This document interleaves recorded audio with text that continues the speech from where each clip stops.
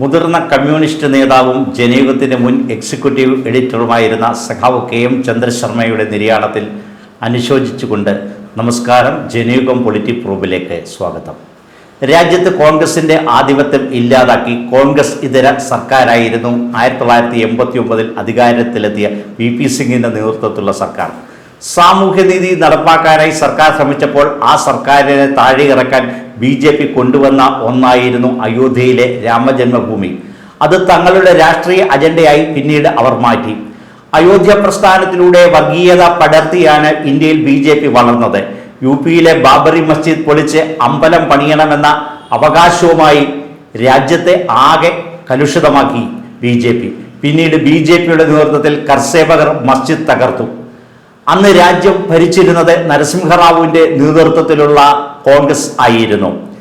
ഈ തർക്കമന്ദിരത്തിൽ ശിലാന്യാസം നടത്താൻ അനുമതി നൽകിയത് രാജീവ് ഗാന്ധി പ്രധാനമന്ത്രിയായിരുന്നപ്പോഴുമാണ്.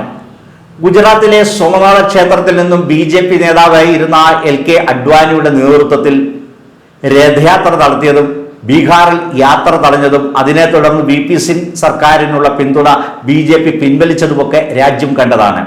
1992 ഡിസംബർ 6-നാണ് കർസേവർ മസ്ജിദ് തകർക്കുന്നത്. തുടർന്ന് നിയമയുദ്ധങ്ങളാണ് നടന്നത്. BJP എന്നും തങ്ങളുടെ രാഷ്ട്രീയ നിലനിൽപ്പിനായി അയോധ്യ പ്രശ്നം ഊതിവീർപ്പിച്ചുകൊണ്ടിരുന്നു. മതേതര ഇന്ത്യയുടെ ചരിത്രത്തിൽ തീരാത്ത കളങ്കമുണ്ടാക്കിയ സംഭവമാണ് 1992 ഡിസംബർ 6-ന് നടന്നത്. എല്ലാത്തിനും ഒടുവിൽ കോടതിയുടെ നിർദ്ദേശത്തോടെയാണ് ഇന്ന് കാണുന്ന രാമക്ഷേത്രം നിർമ്മിച്ചത്. സുപ്രീം കോടതിയിൽ നിന്ന് അനുകൂല വിധി നേടിയെടുത്തു. അവിടെ രാമക്ഷേത്ര നിർമ്മാണത്തിന് മോഡി സർക്കാർ തന്നെ കാർമ്മികത്വം വഹിച്ചു. ക്ഷേത്രത്തിലേക്ക് സംഭാവനയായി എത്തിയ കോടിക്കണക്കിന് രൂപയിൽ നല്ലൊരു പങ്കും നേതൃത്വം തന്നെ മോഷ്ടിച്ചുവെന്ന ഗുരുതര ആരോപണമാണ് ഇപ്പോൾ ഉയരുന്നത്. രാമക്ഷേത്ര ഫണ്ടിൽ 200 കോടിയിലേറെ രൂപയുടെ വെട്ടിപ്പ് നടന്നതായി ഉത്തർപ്രദേശ് പോലീസിന് നൽകിയ പരാതിയിൽ ദുബൈ ചൂണ്ടിക്കാട്ടുന്നുണ്ട്. മുതിർന്ന BJP നേതാവായ ജനീഷ് സിംഗ് അടക്കമുള്ളവരും പരാതിയുമായി രംഗത്ത് വന്നിരിക്കുകയാണ്. രാമക്ഷേത്ര ട്രസ്റ്റിലെ എല്ലാവരും കള്ളന്മാരാണെന്നാണ് അയോധ്യ പ്രസ്ഥാനത്തിന്റെ മുൻനിരയിൽ ഉണ്ടായിരുന്ന ബജറംഗ് ദൾ സ്ഥാപനം കൂടിയായിരിക്കുന്ന വിനയ് കത്തിയാർ തുറന്നടിച്ചിരിക്കുന്നത്. RSSലെയും BJPയിലെയും ഒരു വിഭാഗം തന്നെയാണ് പരാതിക്ക് പിന്നിലെന്നത് വിഷയത്തിന്റെ ഗൗരവം വർദ്ധിപ്പിക്കുന്നു. വിശ്വാസത്തെ കളിപ്പിച്ച് അയോധ്യയിലൂടെ വലിയ രാഷ്ട്രീയ നേട്ടം കൊയ്ത BJP ഇപ്പോൾ അധാർമികമായ സാമ്പത്തിക നേട്ടത്തിനും രാമക്ഷേത്രത്തെ കരുവാക്കുകയാണ്. നമ്മുടെ സംസ്ഥാനത്തെ കേരള സർവകലാശാല ഉൾപ്പെടെയുള്ള സർവകലാശാലകൾക്ക് ഏറെ പ്രാധാന്യമുണ്ട്.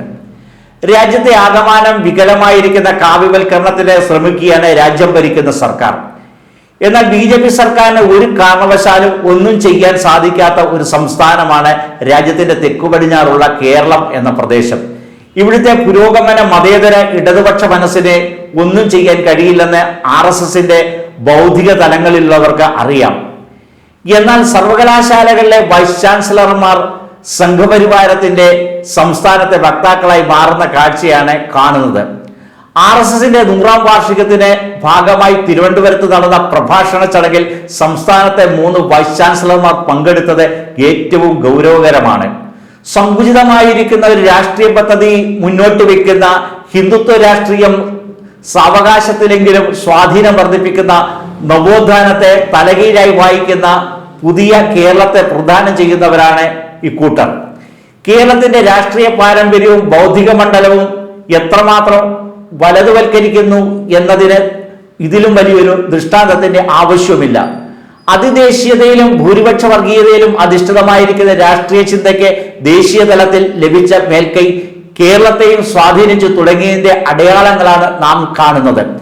സംസ്ഥാനം കടന്നുപോകുന്ന പുരോഗമന പാത നിരാകരിക്കാൻ ആവശ്യപ്പെടുന്നവരുടെ ചടങ്ങിലേക്കാണ് തങ്ങൾ വിധേയഭാവത്തോടെ കടന്നു ചെന്നതെന്ന് ഈ VC-മാർ ആലോചിക്കണം. അന്താരാഷ്ട്ര യോഗാ ദിനാഘോഷത്തിന്റെ ഒരുക്കം വിലയിരുത്താൻ എന്ന പേരിൽ ഗവർണർ രാജേന്ദ്ര അർലേക്കർ ലോക്ഭവനിൽ വിവിധ വകുപ്പ് ഉദ്യോഗസ്ഥരുടെ യോഗം നേരിട്ട് വിളിച്ച് ചേർത്തതായും ഇതിനോട് ചേർത്ത് കാണാവുന്നതാണ്. തെരഞ്ഞെടുക്കപ്പെട്ട മന്ത്രിസഭയുടെ ഉപദേശകർ നിർദ്ദേശങ്ങൾക്കനുസരിച്ച് മാത്രം പ്രവർത്തിക്കാൻ ഭരണഘടനാപരമായി ബാധ്യസ്ഥനായ ഗവർണർ എങ്ങനെയാണ് ആ മന്ത്രിസഭയുടെ കീഴിലുള്ള ഉദ്യോഗസ്ഥരെ വിളിച്ചു വരുത്തി കൂടിയാലോചന നടത്തുന്നത്? യോഗാ ദിനാചരണം പോലെയുള്ള കാര്യത്തിലല്ലേ യോഗം വിളിച്ചത് എന്ന് നിസ്സാരവൽക്കരിക്കുന്നത്? ഇക്കാര്യത്തിൽ സംസ്ഥാന സർക്കാർ കൂടുതൽ ജാഗ്രത കാണിച്ചേ മതിയാകൂ. ജനയുഗം പൊളിറ്റിക് പ്രോബിന്റെ മറ്റൊരധ്യായത്തിൽ വീണ്ടും കാണും വരെ നമസ്കാരം.